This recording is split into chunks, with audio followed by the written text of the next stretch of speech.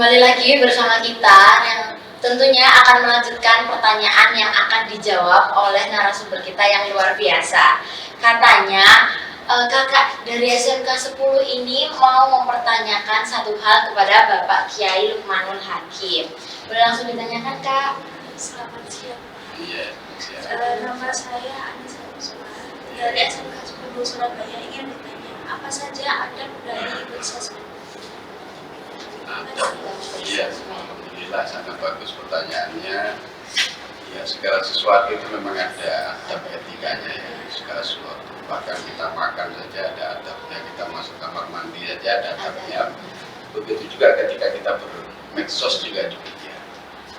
Yang pertama tentu harus ada niat yang bagus, ada niat yang baik. Mengapa kita harus mengupload ini? Untuk apa kita harus ada jawaban-jawaban yang positif. Oh, saya ingin misalnya berbagi kemampuan saya, membagi keilmuan saya, membagi pengalaman saya. Oh, itu bagus berarti. Kalau ada tendensi atau niat yang baik, maka itu baik.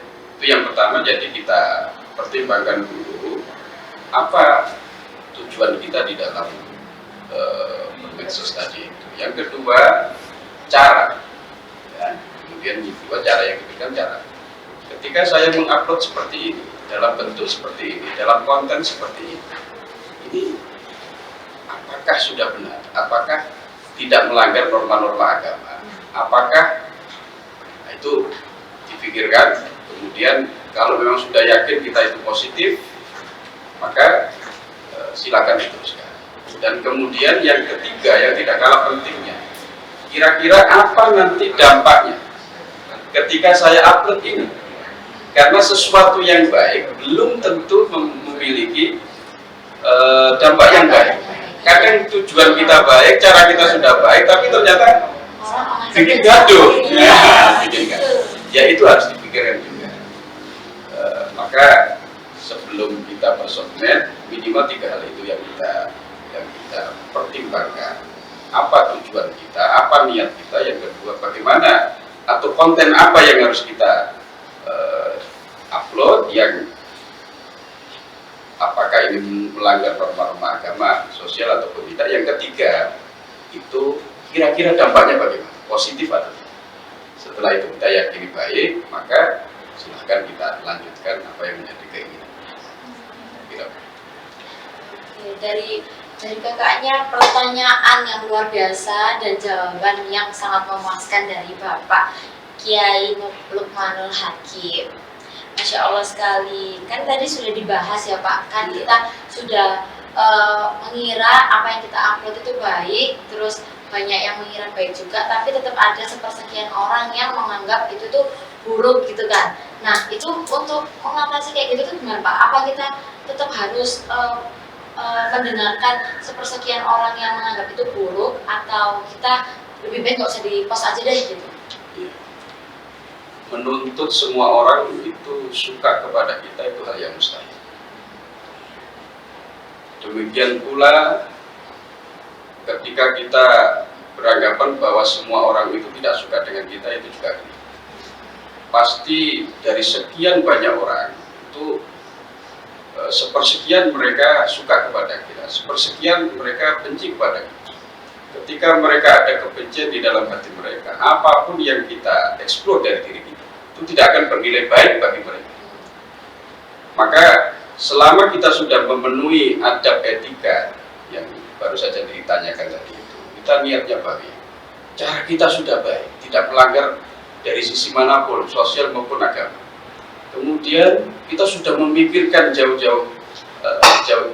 sebelumnya bahwa terkait tentang dampak dari konten yang akan kita unggah tadi, dan kita sudah menganalisanya bahwa akan banyak manfaatnya daripada konten tersebut. Maka ketika masih ada saja orang-orang yang kemudian berkomentar miring ya terhadap diri kita, ya abaikan saja selama kita itu tidak menyinggung mereka, tidak merugikan mereka. Maka sudah wajar seperti itu. Ada saja orang-orang yang memang tidak menyukai terhadap diri kita. Kita tidak akan mungkin bisa menuntut semua orang supaya setuju dengan kita, senang dengan kita, itu hal yang mustahil. Jadi lebih baik kita mengabaikan perkataan orang yang tidak suka terhadap kita, padahal kita sudah tidak ada niatan untuk menyinggung gitu ya Pak ya. Tetap menyebarkan energi positif kepada khalayak gitu ya Pak. Iya benar. Itu tadi kan mungkin ada menurut umum gitu ya Pak ya. Adakah tips untuk bermedia sosial menurut anjuran Islam gitu Pak? Ya, saya kira anjuran Islam pun itu tidak jauh dari etika yang saya sampaikan tadi itu ya. Karena saya mengambil etika itu dari beberapa konsep keislaman juga. Jadi niatnya, caranya, kemudian kita pikirkan apa dampaknya. Jadi saya kira tidak jauh dari etika itu, selama itu sudah baik menurut agama, maka itu pun juga dianggap baik oleh perspektif agama juga begitu. Saya kira begitu. Baik, luar biasa. Tadi kan sudah dibahas tentang kita tidak boleh atau kita harus menghindari postingan kita yang berisikan mengupload aib orang lain, mempublikasikan kejahatan orang lain ke media sosial. Nah, itu kalau misalkan kita sudah berusaha untuk tidak membagikan gitu ya Pak, tapi kita membagikannya itu hal yang positif, tapi tetap aja ada yang melihatnya itu seakan-akan dari sisi negatif, kayak langsung seuzon gitu loh Pak, langsung seuzon kayak ini nyindir ini, ini gini-gini. Nah, itu kita harus bagaimana? Apa kita harus menjelaskan atau kita lebih baik udah diurungkan aja niat untuk membagikan atau bagaimana? Mungkin seperti saya sampaikan tadi, kalau memang itu kita yakini punya dampak yang baik lah ya, untuk diri kita, untuk orang lain, maka saya kira tetap saja kita laksanakan. Kita sudah memenuhi adab-adab etika dari bermedia sosial tadi itu, kemudian masih saja ada orang-orang yang kemungkinan menilai itu tidak baik, kita punya tendensi ini dan itu, ya biarkan saja. Selama itu sudah baik, etika-etikanya sudah kita penuhi, saya kira tidak masalah, tetap saja kita abaikan. Nah, selama kita mengikuti pendapat orang itu tidak ada selesai. Mungkin masih ingat cerita Luqmanul Hakim sama putranya, beliau berdua naik keledai ke pasar.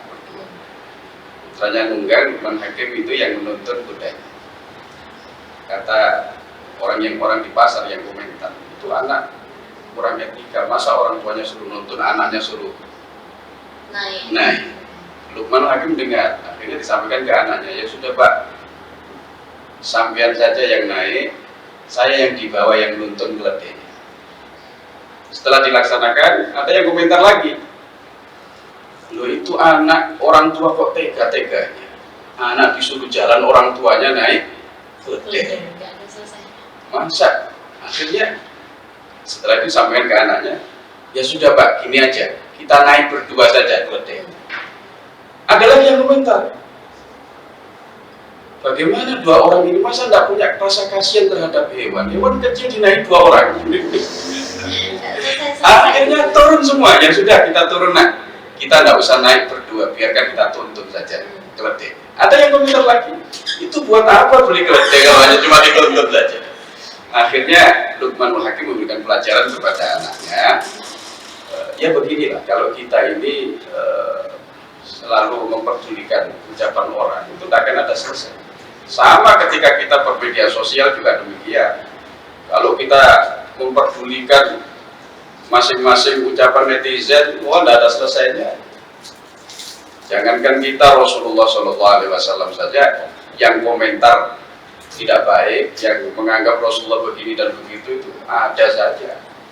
Selama orang itu didominasi kebencian, ketidaksukaan, pasti ada saja sisi-sisi kekurangan yang mereka eksplor untuk diri kita. Jadi saran saya, selama etika-etika tadi yang saya sampaikan bisa dipenuhi, kita lanjut saja bermedia sosial. Apalagi itu kalau kita yakini memiliki manfaat untuk diri kita maupun untuk orang lain, maka tetap saja kita teruskan. Karena kita kita sebagai manusia biasa kan tidak bisa untuk memuaskan ekspektasi orang lain terhadap kita, tidak bisa memenuhi keinginan orang lain terhadap kita gitu ya Pak ya. Luar biasa sekali tadi cerita dan permisalannya, sangat bermanfaat bagi kita. Lalu ini Pak, kan masih berkaitan tentang mengupload apa yang menurut kita itu positif, tapi menurut orang lain tidak. Seperti halnya kita sedang berbagi zakat nih misalnya, atau sedekahlah ke orang lain, terus kita sengaja untuk merekam karena ingin membagikan ke sosial media dengan tujuan biar yang lain yang melihat itu termotivasi. Tapi tetap saja ada yang menganggap kayak ini nggak ikhlas nih bagi-baginya, dipamer-pamerin. Nah itu hukum dari yang membagikan dan hukum dari yang berkomentar itu bagaimana Pak? Ya, itu kan sama saja begini. Kita menyumbang ke masjid, kita minta diumumkan, Pak tolong sampaikan nanti yang menyumbang apa. Nah ini bagaimana? Kan ini sama juga dengan ketika kita mengupload diri kita bagikan zakat, kita bagian sedekah. Itu menurut Al-Imam An-Nawawi dalam Al-Adhkar seperti yang saya singgung tadi di awal, itu kalau memang motivasinya bagus maka bagus juga. Misalnya kita ingin memotivasi orang lain, kita ketika menyumbang di masjid minta diumumkan supaya orang-orang daerah situ yang mungkin masih belum terketuk hatinya, kemudian ketika mendengar kita mereka mungkin menjadi sababiyah dia mendapat hidayah dari Allah. Oh, si fulan saja berani menyumbang sekian, masa saya tidak berani? Atau ketika kita unggah di media sosial seperti tadi itu, mungkin dengan kita menunjukkan itu, ada orang-orang yang memang sudah berkewajiban mengeluarkan zakat, sehingga kemudian melihat tayangan kita, oh ini anak muda saja sudah punya kepedulian yang tinggi terhadap hukum Islam terkait dengan zakat, kepedulian terhadap orang-orang yang tidak mampu, sehingga menggugah hati mereka juga melakukan hal yang sama. Kalau itu niat kita baik, maka bagi pengunggah itu pun juga akan mendapatkan kebaikan. Sementara bagi yang berkomentar tadi itu kan tidak ada lain kecuali didasari rasa suudzon.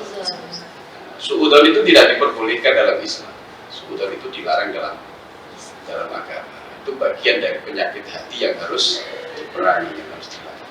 Ketika orang bersuudzon kepada orang lain, dan ketika suudzonnya itu dia ekspresikan dengan ucapan, dia ekspresikan dengan satu tindakan, misalnya dengan komentar di media sosial, maka dia mendapatkan satu dosa dari Allah Subhanahu wa